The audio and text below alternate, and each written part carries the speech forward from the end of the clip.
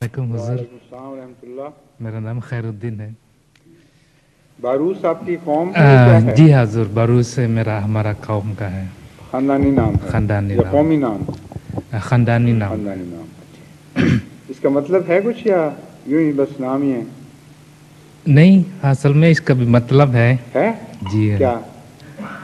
बारूस का असल मतलब एक शहर था जिसका नाम बारूस है, अच्छा। और वहाँ से हमारे बाबा अजदाद। हाँ, तो बारूसी हैं दरअसल आप। जी हाँ, बारूसी हैं। समझ गया, ठीक है।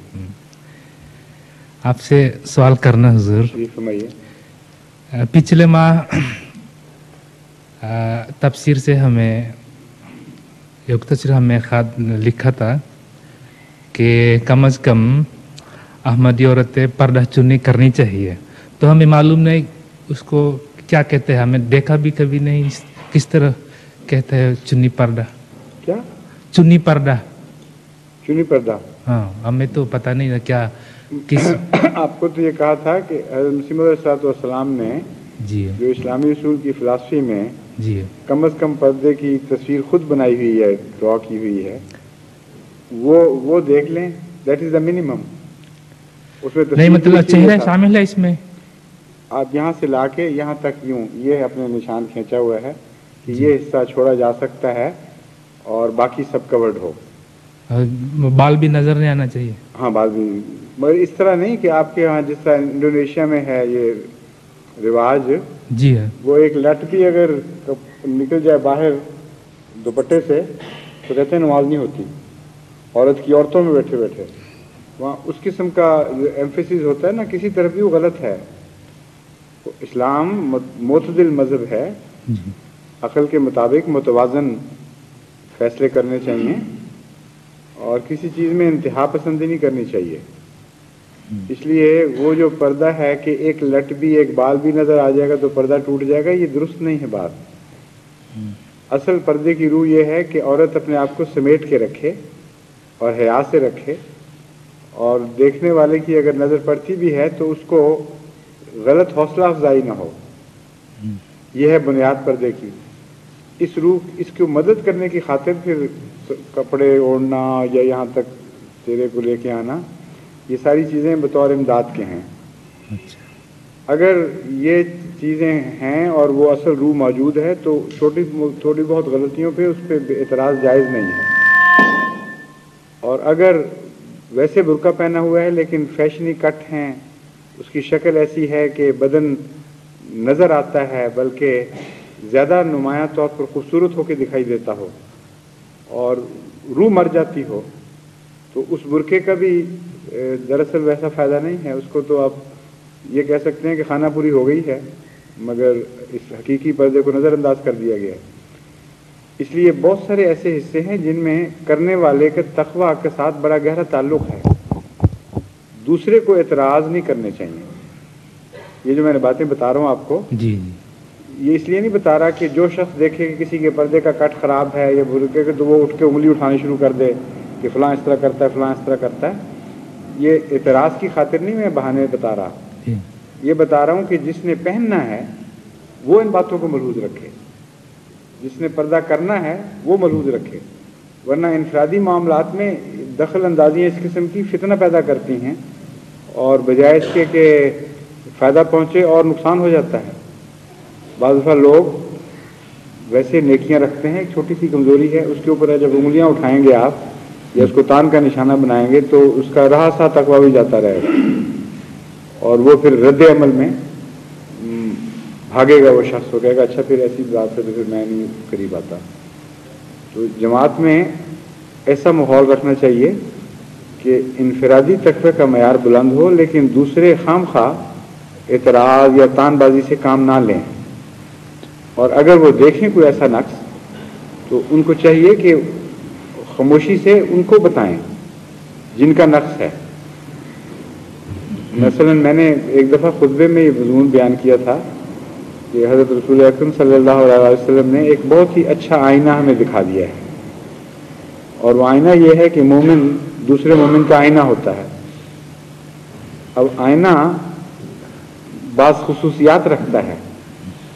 आपने आईना देखा آپ چھوڑ کے چلے گئے, جب میں نے دیکھا تو آپ کی تصویر کوئی نظر نہیں آئے گی مجھے اس میں, اس طرح بھول جائے گا جس طرح کوئی واقعہ نہیں ہوا تھا. اور اگر میں اٹھا کے دیکھوں تو آپ کے نقائص نظر آنے شروع ہو جائیں اور خوبیاں نہ نظر آئیں, تو آئینہ کیا ہوا, وہ توڑنے کے لائق چیز ہوئی.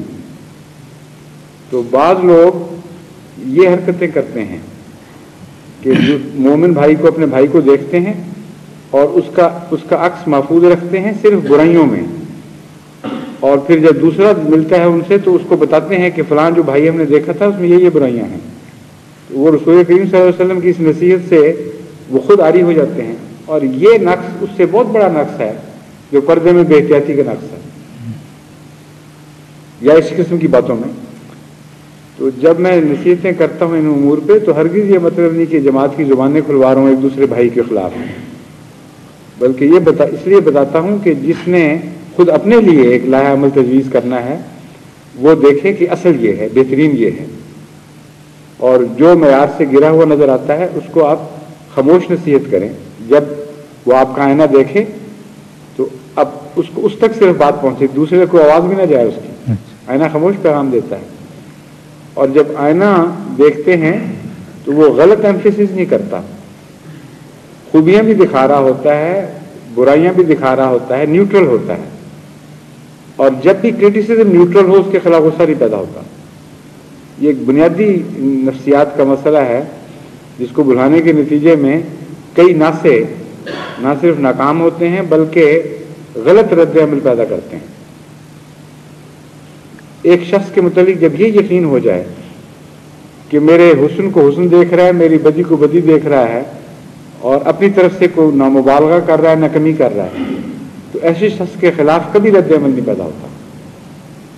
ہمیشہ رد عمل اس کے خلاف ہوتا ہے جو بعض چیزوں پر ہاتھ رکھتا ہے, بعض چیزوں کو اٹھاتا ہے اور اس بدی میں مبتلا ہوتا ہے جس کو قرآن کریم نے یہود علماء کی بدی قرار دیا تھا, بڑی سخت, اور جس پر لعنت ڈالی کہ بعض حصوں پر ہاتھ رکھ لیتے ہیں, بعض حصوں کو نمایاں کرتے ہیں اپنی مرضی کے مطابق اور پوری تصویر نہیں کھینچتے.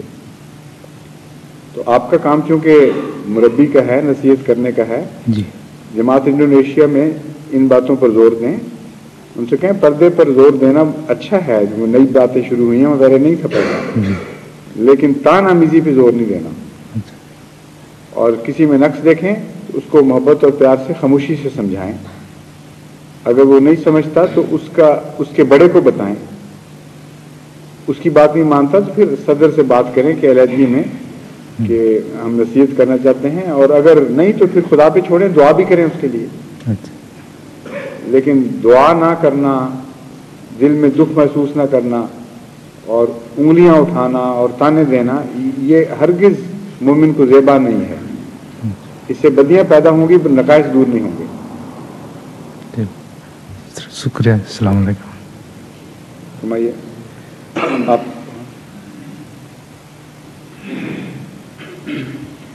السلام علیکم. اشرف اسحاق سورینام سے. جی جی. حضور, مسجد میں جو ایک ہی مسجد میں عورتیں اور مرد نماز پڑھیں تو ربوہ میں بھی اور ہر جگہ پردہ ہوتا ہے. سورینام میں ہمیں یہ بڑا مسئلہ ہے کہ سنی تو مسجد میں جانے نہیں دیتے عورتوں کو, لیکن جو غیر مباین ہیں انہوں نے درمیان سے پردہ ہٹا دیا ہے. ٹھیک ہے. اس سلسلے میں آپ کا مسئلہ کس طرح ہو گیا؟ کیونکہ ہمارے جتنے احمدی ہیں وہ انہی میں سے آئے ہیں, اور سوال جواب ہوتے ہیں. آپ کو یہ بات انفورس کرنی چاہیے. بیچ میں